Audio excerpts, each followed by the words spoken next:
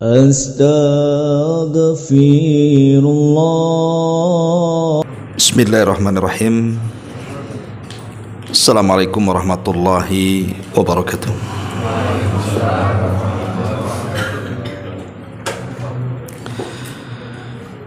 Alhamdulillah, wassalatu wassalamu ala rasulillah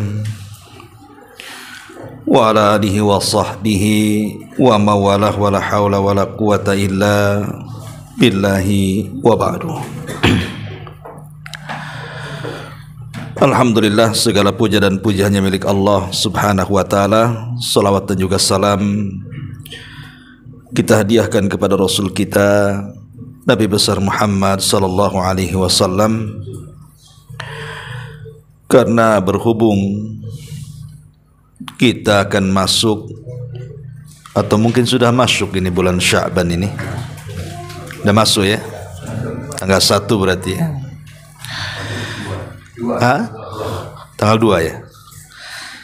Iya. Mungkin pembahasan di malam hari ini kita akan bicara seputar bulan Sya'ban. Hadirin dan hadirat yang dimuliakan Allah subhanahu wa ta'ala, ada beberapa pembahasan yang kita akan bahas seputar bulan Sya'ban ini. Pertama, bicara dari sisi sejarah. Kemudian yang kedua, tentang amalan-amalan yang sangat dianjurkan di bulan Sya'ban. Kemudian yang ketiga, beberapa bid'ah ataupun penyimpangan yang biasa dilakukan manusia dan menyelisihi Al-Quran dan Sunnah Nabi sallallahu alaihi wasallam. Inilah 3 perkara yang kita akan bahas 1 jam ke depan. Pertama, dari sisi sejarah dulu. Banyak sejarah yang terjadi di bulan Sya'ban ini. Pertama, diwajibkannya puasa Ramadan. Kita tahu bahwa ketika Nabi SAW hijrah dari Mekah ke Madinah, puasa yang pertama kali diwajibkan kepada kaum muslimin di permulaan hijrah itu adalah puasa tanggal 10 Muharram. Karena ketika itu Rasul melihat orang-orang Yahudi sedang berpuasa. Kemudian Rasul bertanya, puasa apa kepada orang-orang Yahudi? Maka Yahudi mengatakan, ini puasa di mana Nabi Musa diselamatkan oleh Allah dari kejaran Fir'aun dan pasukannya. Maka ketika Allah selamatkan Musa tepat di tanggal 10 Muharram, maka Musa berpuasa. Kami pun ikut berpuasa, kata orang Yahudi. Maka Nabi SAW melihat alasan orang-orang Yahudi berpuasa karena memuliakan Nabi Musa. Maka Rasul mengatakan, ana ahaqqu bi Musa, saya lebih berhak memuliakan Nabi Musa dibandingkan kalian. Maka sejak itu Rasul merintahkan seluruh para sahabatnya untuk berpuasa pertama kali tanggal 10 bulan Muharram di awal hijrah beliau. Baru tahun kedua Hijriah, setelah Nabi SAW menetap 2 tahun di kota Madinah, maka tepat di bulan Sya'ban tahun kedua Hijriah, disitulah Allah subhanahu wa ta'ala memerintahkan Rasul untuk berpuasa sebulan penuh, yang kita kenal dengan puasa Ramadan. Jadi puasa Ramadan itu diwajibkan pada tahun kedua di bulan Sya'ban. Itu sebagaimana pendapat Imam Ibnu Katsir rahimahullahu ta'ala. Ini yang pertama. Yang kedua, pengalihan kiblat. Pengalihan kiblat itu juga terjadi di bulan Sya'ban. Kita tahu bahwa Nabi SAW selama 6 bulan pasca hijrah beliau masih tetap sholat menghadap Baitul Maqdis. Tentu karena ada pendekatan bagi orang-orang Yahudi agar orang-orang Yahudi itu tertarik ingin masuk Islam. Tetapi kenyataannya tidak gitu ya. Orang-orang Yahudi itu tidak suka dengan Islam. Walaupun mereka mengetahui bahwa Rasul kita Muhammad sallallahu alaihi wasallam itu betul-betul seorang nabi sesuai dengan ciri-ciri yang mereka telah pelajari. Tapi karena hasad yang kuat, mereka menolak kehadiran Nabi sallallahu alaihi wasallam. Makanya setelah 6 bulan di kota Madinah, Nabi kurang selesa, kurang tenang, dan ingin mengalihkan kiblatnya ke Baitullah Al-Haram. Dari situ Allah Subhanahu wa taala turunkan ayat qad nara taqalluba wajhika fis sama falanwalliyannaka qiblatan tardaha fawalli wajhaka syatral masjidil haram. Turun surah Al-Baqarah ini tentang pengalihan kiblat dari Baitul Maqdis ke Baitullah Al-Haram. Lah pengalihan kiblat itu terjadi di bulan Sya'ban. Ini yang kedua. Kemudian yang ketiga, perang Bani Mustalik atau dikenal dengan Al-Muraisi, di mana perang ini menyingkap borok-borok orang-orang munafik. Lah dalam peperangan ini Nabi SAW berhasil mengepung Bani Mustalik. Bahkan putri daripada pemimpin Bani Mustalik namanya Juwairiyah tertawan. Kemudian Nabi SAW belakangan menikahi Juwairiyah juga.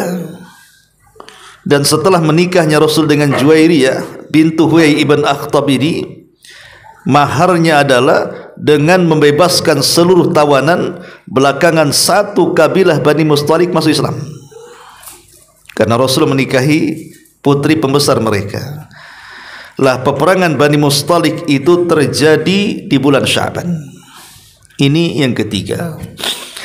Kemudian yang keempat, di bulan Sya'ban ini juga dikenal bahwa ada seorang sahabat Nabi SAW yang sangat dicintai Nabi SAW, seorang yang bernama Uthman ibn Mad'un. Uthman ibn Mad'un ketika dia hijrah dari Mekah ke Madinah, maka dialah sahabat yang pertama kali wafat. Uthman ibn Mad'un itu selain daripada orang yang pertama hijrah, dan juga orang yang pertama kali wafat di kota Madinah, dan orang yang pertama kali dikubur di Baqi.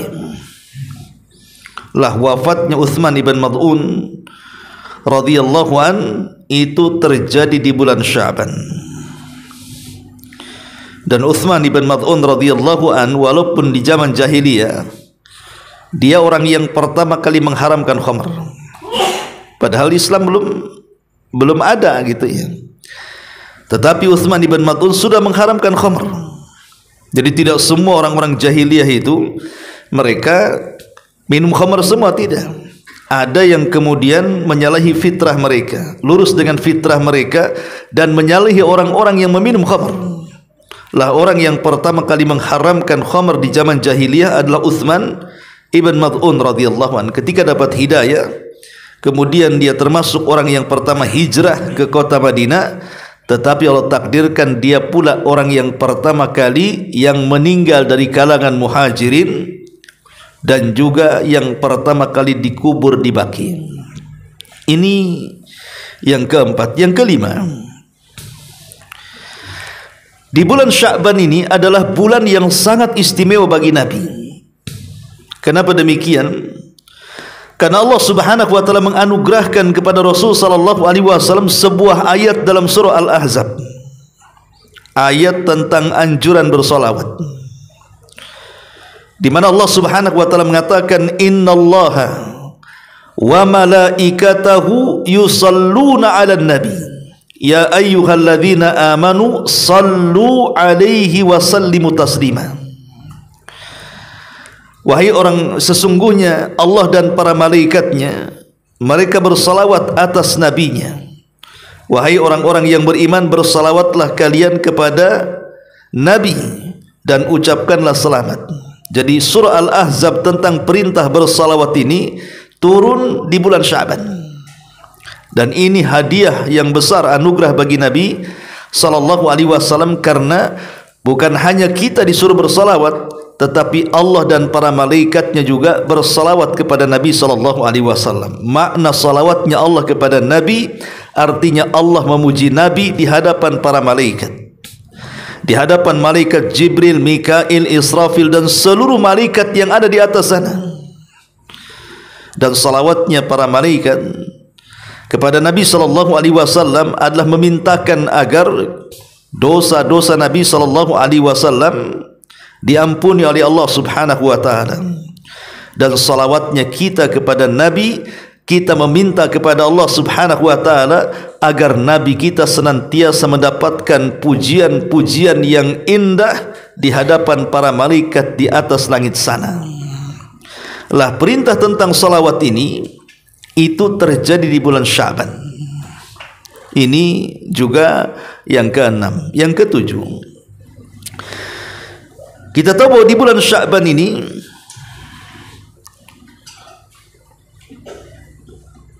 ada seorang sahabat namanya Abdullah ibn Zubair. Dia adalah orang yang pertama kali lahir dari kalangan muhajirin pasca hijrah. Jadi ketika muhajirin hijrah dari Mekah ke Madinah, dari sekian para sahabat yang hijrah itu adalah Zubair ibn Awam. Dia menikah dengan putri Abu Bakar namanya Asma bintu Abi Bakar. Ketika sampai di kota Madinah, lah kebetulan Asma ini sedang hamil.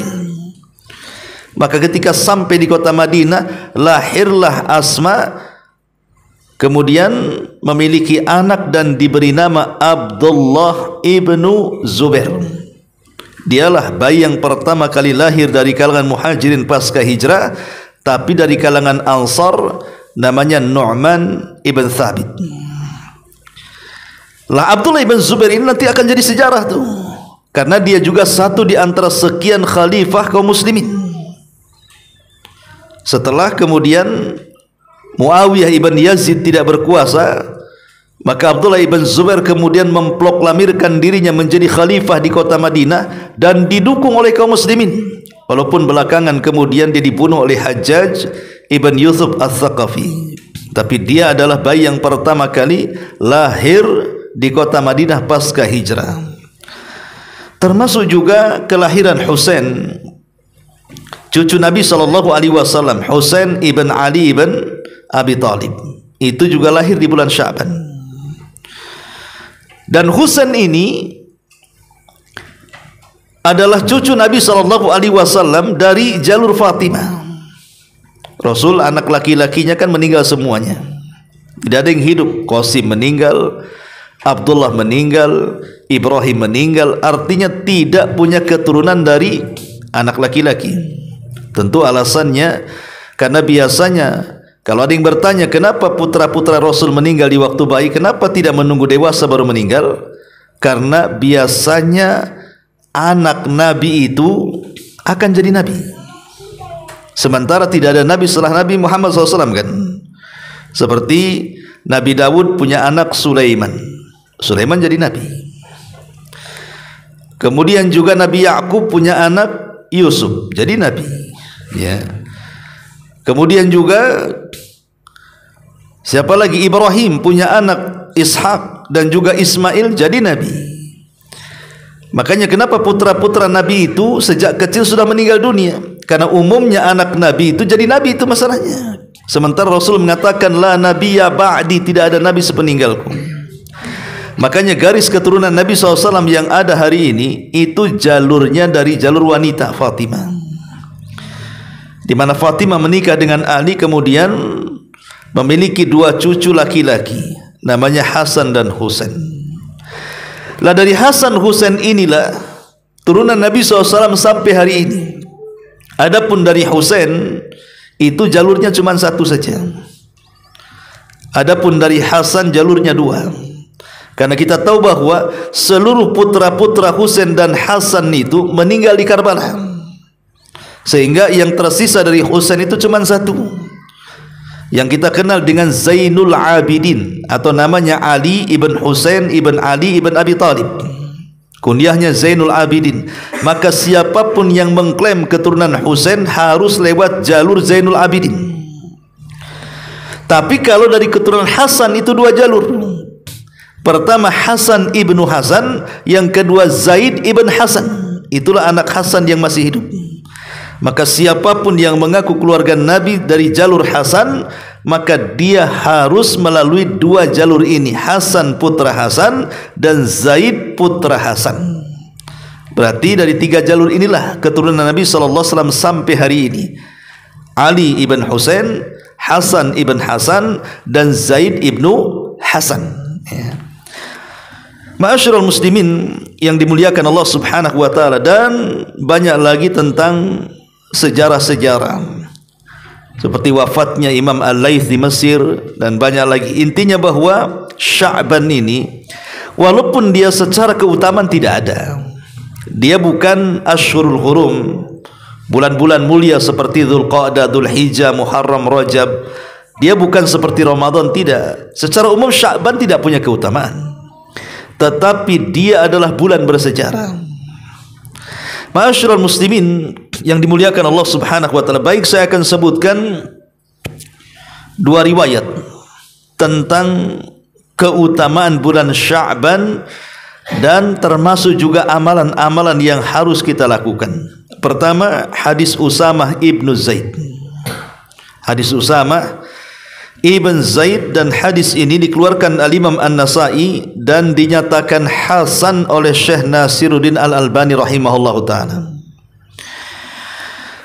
Jadi dari Usamah ibn Zaid, beliau berkata kepada Nabi SAW, Rasul, aku tidak pernah melihatmu berpuasa selama sebulan dari bulan-bulan yang lainnya kecuali di bulan Sya'ban. Artinya Usamah mengatakan, kenapa Rasul banyak puasa di bulan Sya'ban ini? Kok di bulan-bulan yang lainnya tidak seperti Sya'ban? Ya. Jadi menghabiskan waktunya dengan puasa di bulan Sya'ban itu Nabi. Jadi Usamah bin Zaid, kenapa engkau mengkhususkan Sya'ban dengan memperbanyak puasa? Seolah-olah Usamah bin Zaid mengatakan seperti itu. Dan Usamah ibn Zaid lah cucu angkat Nabi, karena dia putra daripada Zaid ibn Harithah, anak angkat Nabi. Makanya Usamah ibn Zaid bertanya langsung karena tahu kehidupan Rasul dalam rumah kan.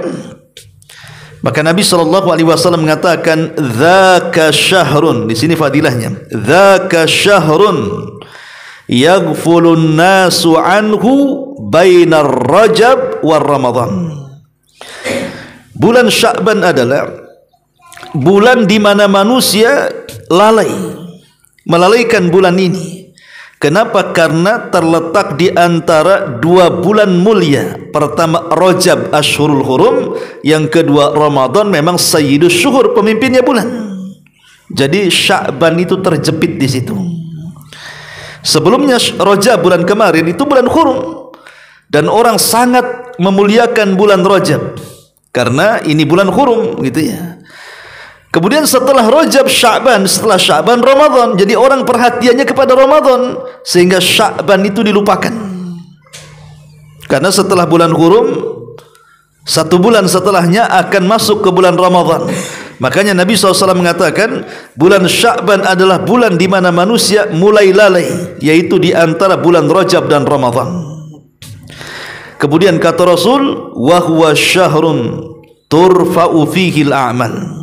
Itulah bulan di mana amalan-amalan kita akan diangkat ila Rabbil Alamin, menuju Rabb semesta alam. Fa uhibbu an yurfa'a amali wa ana shaimun, kata Rasul, dan aku suka kalau seandainya puasaku dan aku suka kalau seandainya diangkat amalanku sementara aku sedang berpuasa. Rasul mengatakan, dan aku sangat ingin saat amalanku diangkat, aku sedang berpuasa. Di sini ada 3 poin yang kita akan bahas. Pertama, kalimat dzalika syahrun yaghfulun nasu anhu bainar Rajabi wa Sya'ban. Itulah bulan Sya'ban adalah bulan yang terjepit di antara dua bulan mulia, sehingga manusia lalai ketika berada di bulan Sya'ban. Pertama bulan Rajab, bulan Hurum, dan yang kedua bulan Ramadan, bulan yang merupakan pemimpinnya bulan-bulan. Ma'asyiral muslimin yang dimuliakan Allah Subhanahu wa taala, Al-Hafidz Ibnu Rajab Al-Hambali rahimahullahu taala mengatakan,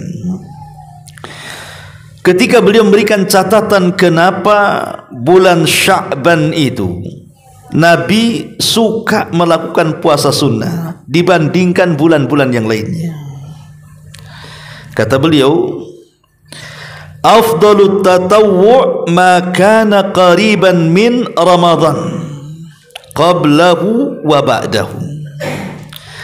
Seutama-utama ibadah tatawu, maksudnya ibadah sunnah, adalah yang dekat dengan Ramadan, baik sebelum atau sesudahnya.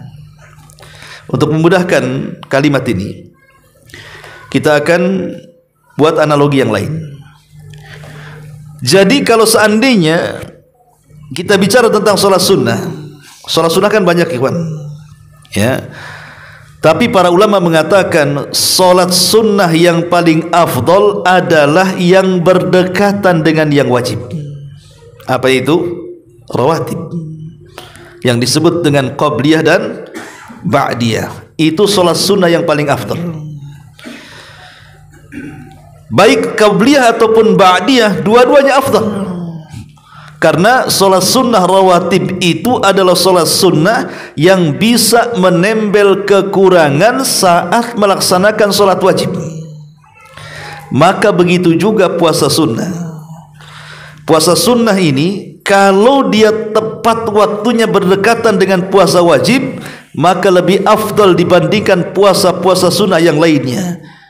Jadi seolah-olah kalau solat itu ada qobliyah, ada ba'diyah, maka puasa juga sama, ada qobliyah, ada ba'diyah. Qobliyahnya Sya'ban, ba'diyahnya Syawal. Maka orang yang berpuasa di bulan Sya'ban itu sama dengan qobliyah solat. Orang yang berpuasa di bulan Syawal itu sama dengan ba'diyahnya solat.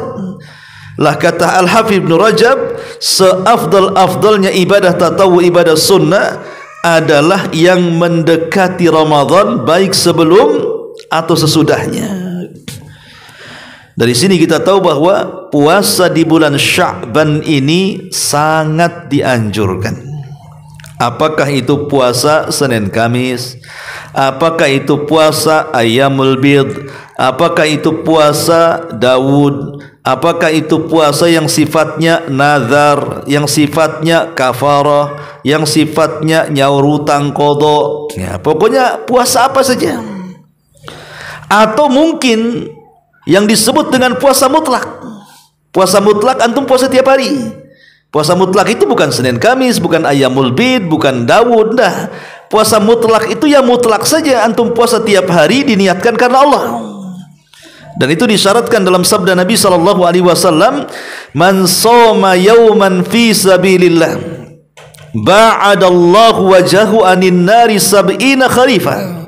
Barang siapa yang berpuasa satu hari karena Allah, maka Allah akan jauhkan wajahnya dari api neraka sepanjang perjalanan 70 tahun.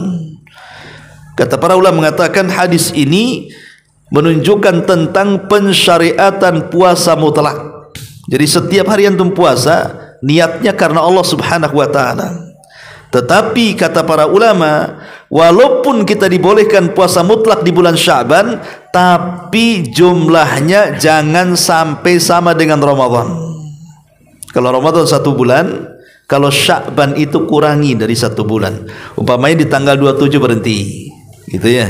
Atau di tanggal 28 berhenti. Jangan dihabiskan. Karena 1 atau 2 hari sebelum Ramadan itu ada hari yang diragukan di situ. Yang kalau kita berpuasa di hari yang diragukan, kata Nabi SAW, faqad asa Abul Qasim, maka dia telah bermaksiat kepada Nabi SAW Abul Qasim. Jadi intinya bahwa di bulan Sya'ban itu perbanyak puasa.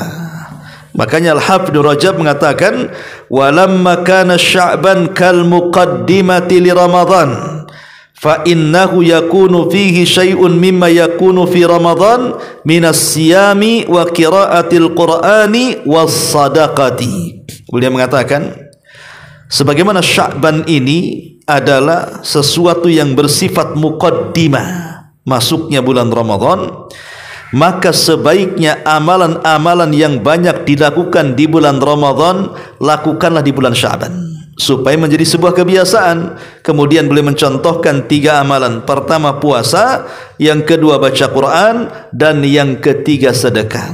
Karena 3 amalan inilah yang akan banyak dilakukan di bulan Ramadan. Ma'asyiral muslimin yang dimuliakan Allah Subhanahu wa taala. Di sini Nabi sallallahu alaihi wasallam mengatakan bahwa bulan Rajab ini adalah bulan yang dilalaikan. Ada sebuah kaidah. Ikhwatu fillah muliakan Allah Subhanahu wa taala. Bahwa bulan yang dilalaikan, kalau seandainya kita keluar dari kelalaian yang manusia lalai dari bulan itu, maka amal apapun yang kita lakukan di tengah-tengah kelalaian manusia, pasti amalan itu bernilai di hadapan Allah. Dan umumnya memang bulan Sya'ban itu kan lalai, karena mikirnya Ramadan kan. Saya harus cari duit nih di bulan Sya'ban ini. Jangan sampai Ramadan saya sibuk pula nyari duit. Saya harus renovasi rumah nih di bulan Sya'ban. Jangan sampai Ramadan pula rumah jelek. Sibuk ganti gorden kan itu. Sibuk ganti cat ya. Jadi orang enggak terpikir Sya'ban ini untuk ibadah karena mikirnya Ramadan tuh.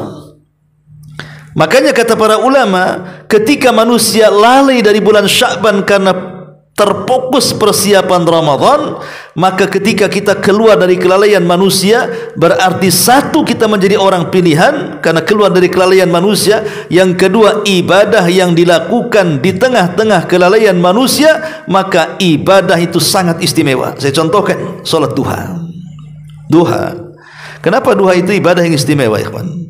Sampai disebut salatul awabin, salatnya orang-orang yang bertobat, karena dilakukan di tengah-tengah lalainya manusia. Orang kalau waktu duha jam 7 sampai zuhur, itu kan orang sibuk-sibuk mengejar dunia, kawan.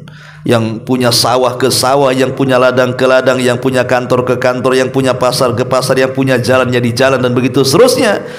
Tiba-tiba ketika manusia mengejar dunia, antum pula keluar, kemudian melaksanakan 2 rakaat, 4 rakaat, 8 rakaat duha, maka antum disebut awabin, orang yang kembali kepada Allah. Atau contoh yang lainnya, salat malam. Salat malam itu kan disebut salat yang paling utama setelah salat wajib. Kenapa? Karena dilakukan di saat manusia sedang lalai, manusia sedang tertidur, sedang pulas-pulasnya, tiba-tiba antum bangun kemudian melaksanakan qiyamul lail. Itu kan hebat itu. Berarti antum menghidupkan malam di saat manusia sedang lalai. Makanya hadiahnya, orang yang salat malam itu akan diijabah setiap doa-doanya. Lah begitu juga orang yang berpuasa di bulan Sya'ban. Saat manusia sedang lalai karena persiapan Ramadan, antum habiskan waktunya untuk berpuasa, maka nilai puasa di bulan Sya'ban itu luar biasa. Kemudian juga faedahnya, amalan di waktu manusia lalai itu bisa mencegah azab Allah Subhanahu wa taala. Karena Nabi SAW ketika bicara tentang sedekatus sir, sedekah yang dilakukan tanpa orang tahu, apa kata Rasul? Tudfi'u ghadaba rabbi, bisa memadamkan murkanya Allah. Jadi kalau kita seandainya berpuasa di bulan Sya'ban di tengah-tengah manusia lalai tidak mau puasa, hakikatnya kita sedang menahan azab, supaya azab tidak turun kepada kita. Dan lebih daripada itu, orang yang beribadah di tengah-tengah lalainya manusia itu mendorong kepada keikhlasan, karena orang tidak perhatikan kita, dan itu akan mendorong kita kepada keikhlasan kepada Allah Subhanahu wa taala. Ini penggalan yang pertama. Penggalan yang kedua, Nabi SAW mengatakan, wa huwa syahrun turfa'u fihi al-a'mal, di mana bulan Sya'ban ini bulan diangkatnya amalan ila rabbil alamin, menuju Rabb semesta alam. Ikhwatu fiddin muliakan Allah Azza wa Jalla, amalan kita diangkat itu kan ada yang sifatnya harian, ada yang sifatnya pekanan, ya kan? Ada yang sifatnya tahunan, ada yang sifatnya keseluruhan. Jadi amalan kita diangkat itu karena 4 kondisi. Pertama, harian. Kapan itu? Di waktu subuh dan di waktu asar. Disitulah Nabi SAW mengatakan, yata'aqabuna fikumul malaika, malaikatul laili wa malaikatul nahar, wa yajtami'una fi salatil asri wa salatil fajri. Jadi Allah Subhanahu wa taala setiap hari itu mengirim para malaikatnya. Untuk apa? Untuk mencatat kebaikan kita. Di sana ada malaikat malam yang mencatat kebaikan di malam hari, di sana ada malaikat siang yang mencatat kebaikan di siang hari. Lah, amalan yang diangkat dari kebaikan-kebaikan siang itu kapan? Di waktu asar. Dan amalan-amalan kebaikan yang kita lakukan di waktu malam diangkat kapan? Di waktu fajar. Jadi saat fajar itulah malaikat akan naik melaporkan kebaikan kita di malam hari. Apakah kita tahajud, apakah kita baca Quran, apakah kita berdoa, apakah kita berzikir, apakah kita bersedekah. Lah dilaporkan tuh di waktu fajar. Kemudian malaikat naik sampai ke Sidratil Muntaha. Adapun orang yang berbuat baik di siang hari dilaporkannya di waktu asar. Malaikat akan naik ke langit dan melaporkan, ini orang ini selama siang mungkin dia ziarah kubur, mungkin dia mengunjungi orang sakit, mungkin dia membantu fakir miskin, boleh jadi dia puasa sunnah atau sholat sunnah dan begitu seterusnya. Maka di waktu asar ini malaikat naik melaporkan kepada Allah dan mereka melesat sampai ke Sidratil Muntaha. Ini sifatnya harian. Yang kedua, sifatnya mingguan. Kapan itu? Senin dan Kamis. Makanya kenapa di hari Senin dan Kamis itu disunahkan puasa kan? Karena memang disitulah amalan kita diangkat. Setiap hari Senin dan Kamis itu amalan kita diangkat oleh Allah Subhanahu wa taala dan dilihat selama 1 pekan itu. Kemudian ada yang sifatnya tahunan. Itulah di bulan Sya'ban. Lah di bulan Sya'ban ini tidak melihat waktu. Kalau harian kan nunggu asar dan fajar. Kalau mingguan nunggu Senin dan Kamis. Kalau Sya'ban ini 1 bulan. Dia akan diangkat setiap waktunya dalam setiap harinya selama 1 bulan itu. Kita akan diangkat amalan kita. Jadi kapanpun antum beramal soleh di bulan Sya'ban itu, di situ amalan kita langsung diangkat.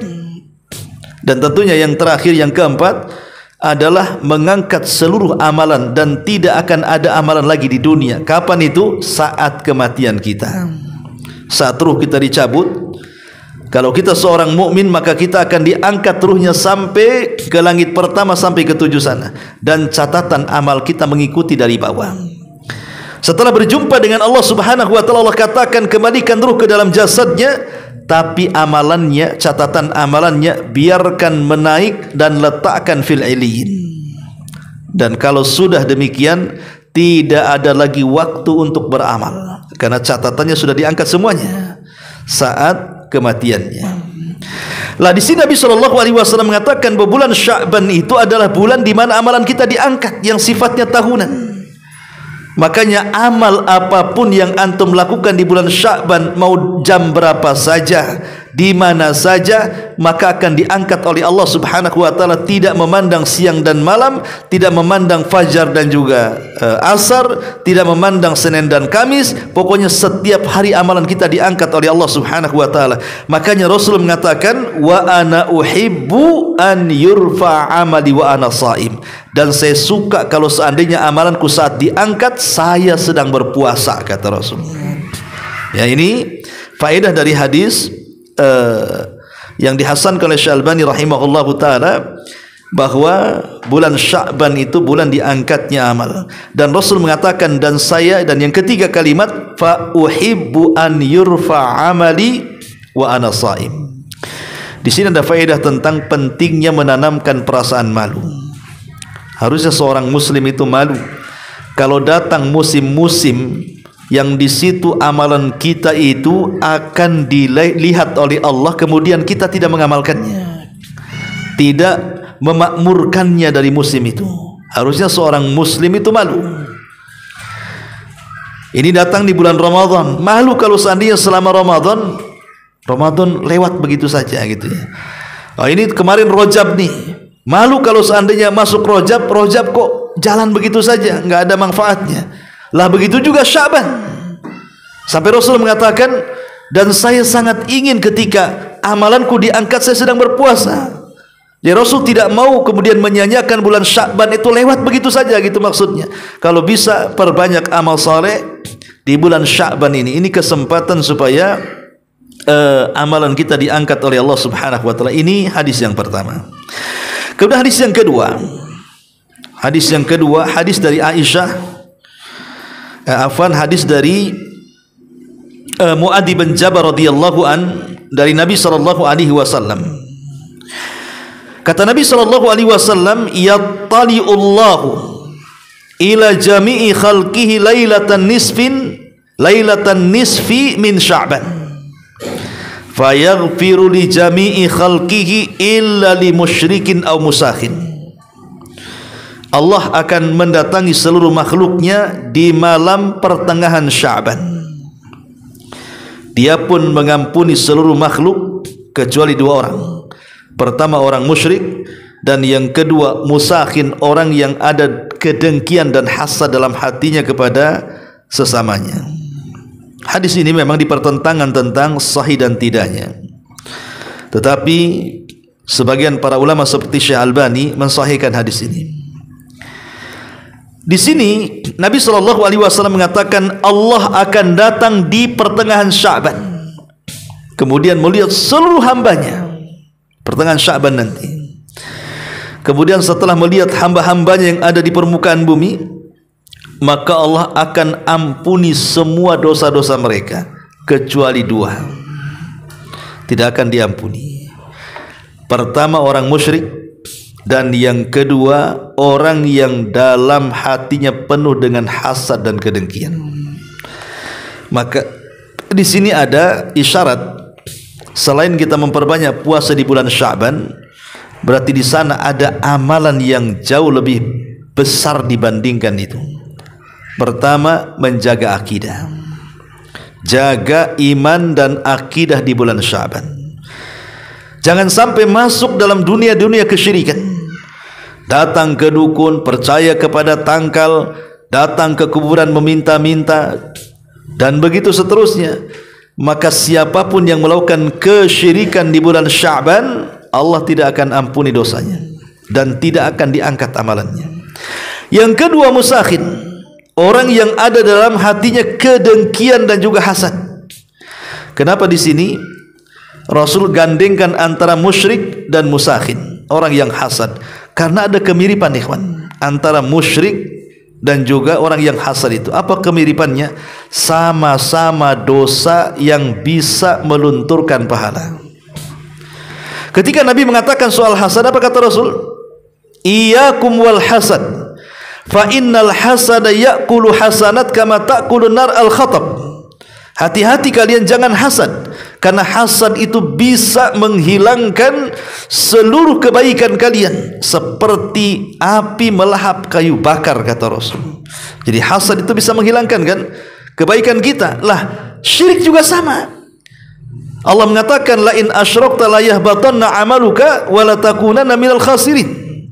Jika engkau melakukan kesyirikan ya Muhammad, habis tu amalan kamu. Lah di sini ada kemiripan antara syirik dan hasad, sama-sama menggugurkan amalan, gitu maksudnya. Tapi tentu syirik ini lebih parah dibandingkan hasad. Tapi yang jelas kenapa Rasulullah SAW menyebutkan dua dosa ini, karena sama-sama bisa menghancurkan pahala di bulan Sya'ban. Jangan melakukan kesyirikan karena pahala kita akan hilang. Jangan pula menanamkan hasad karena kebaikan kita akan musnah. Maka hindari dua perkara ini di bulan Sya'ban. Jangan syirik dan jangan hasad. Lah dari sini kita tahu bahwa jangan menunggu Idul Fitri orang minta maaf itu. Kenapa kau tidak minta maaf? Nunggulah Lebaran katanya. Nanti sampai Lebaran baru minta maaf katanya. Kalau ingin minta maaf sekarang nih waktunya Sya'ban ini, supaya jangan ada kedengkian, gitu maksudnya kan. Kan kalau udah minta maaf kan sudah hilang dengkinya tuh. Kalau minta maaf-maafan ya sekarang ini, supaya masuk Ramadan itu kita tidak canggung berjumpa dengan orang-orang yang selama sebelum Ramadan kita melakukan pertengkaran dengan dia. Nah, sekarang waktunya minta maaf Masuk Ramadan itu bersih hatinya dan bersih lisannya. Lah di sini Nabi SAW mengatakan bahwa Allah akan melihat makhluknya di pertengahan Sya'ban. Kemudian Allah akan ampuni semua makhluknya kecuali dua manusia. Orang yang melakukan kesyirikan dan orang yang menanamkan permusuhan atau kedengkian. Ini yang kedua. Yang ketiga adalah perkataan para ulama, bukan hadis Nabi SAW. Di antaranya adalah yang dikatakan oleh Al-Hafidz Ibnu Rajab rahimahullahu taala bahwa Sya'ban ini kal muqaddimati fi Ramadan, seperti muqaddimah masuknya Ramadan. Maka amalan yang paling banyak disyariatkan adalah qiraatul Quran. Makanya ada ulama mengatakan bahwa Sya'ban itu syahrul qurra. Dia adalah bulannya bagi para pembaca Quran. Jadi ini amalan yang kedua. Yang ketiga adalah memperbanyak baca Quran. Jadi kalau kita mau ringkas semuanya ya karena waktu, pertama, bertobatlah kepada Allah Subhanahu wa taala di bulan Sya'ban. Bertobat, berhenti dari dosa. Ya. Yang kedua, perbanyak puasa di bulan Sya'ban. Ya. Kemudian yang ketiga, perbanyak baca Quran dan zikir di bulan Sya'ban. Kemudian yang keempat, bersihkan hati di bulan Sya'ban, terutama dari kesyirikan dan juga dari kedengkian. Dan yang terakhir tentunya adalah banyak-banyak berdoa kepada Allah Subhanahu wa taala di bulan Sya'ban, semoga kita bisa mendapatkan Ramadan. Nah, betapa banyak kematian mendadak pada hari ini. Kita ingin berjumpa dengan Ramadan, tetapi takdir pula yang memisahkan kita sehingga banyak saudara kita yang tidak berjumpa dengan Ramadan. Ma'asyiral muslimin yang dimuliakan Allah Subhanahu wa taala, dan sebagai nasihat terakhir adalah bahwa karena bulan Sya'ban ini adalah bulan yang sangat istimewa, walaupun dia tidak termasuk bulan-bulan hurum ya. Tetapi di sini disunahkan banyak berpuasa karena ada beberapa hikmah yang disebutkan para ulama. Kenapa antum disuruh banyak puasa di bulan Sya'ban itu? Apa hikmahnya? Pertama hikmahnya, kata ulama, li ta'zimi Ramadan, untuk mengagungkan bulan Ramadan. Ini yang pertama. Yang kedua, hikmahnya adalah kana yanshaghilu an saumi ayyami thalath min kulli syahrin li safarin al ghairihi fatastami'u fayaqdiha fi Sya'ban. Jadi diantaranya karena Sya'ban itu kan akhir orang bayar hutang, ikhwan. Akhir bulan terakhir bayar hutang bagi orang yang punya puasa, hutang puasa Ramadan tahun kemarin, ya kan? Maka karena itu adalah akhir bagi orang-orang yang banyak hutang, terutama ibu-ibu lah, biasanya kan mesti Ramadan ada hutang tuh. Maka di antara hikmah kenapa dianjurkan puasa Sya'ban ini, karena ini akhir mereka nyaur hutang. Ya, ibu-ibu ya. Ini bagi yang punya hutang nih, Ramadan tahun kemarin karena datang haid, maka ini kesempatan terakhir saya ingatkan, cepat bayar hutang. Jangan nanti double masuk Ramadan. Kemudian yang ketiga hikmahnya karena bulan Sya'ban ini dilalaikan manusia, kemudian kita memperbanyak puasa, dan puasa di waktu lalai manusia itu sangat besar hikmah dan pahalanya. Wallahu a'lam bishawab. Ini diantara keutamaan dan juga amalan di bulan Sya'ban. Wallahu a'lam. Mudah-mudahan ada manfaatnya. Subhanakallahumma wa bihamdika asyhadu an la ilaha illa anta astaghfiruka wa atubu ilaik. Allahu ta'ala alam. Assalamualaikum warahmatullahi wabarakatuh.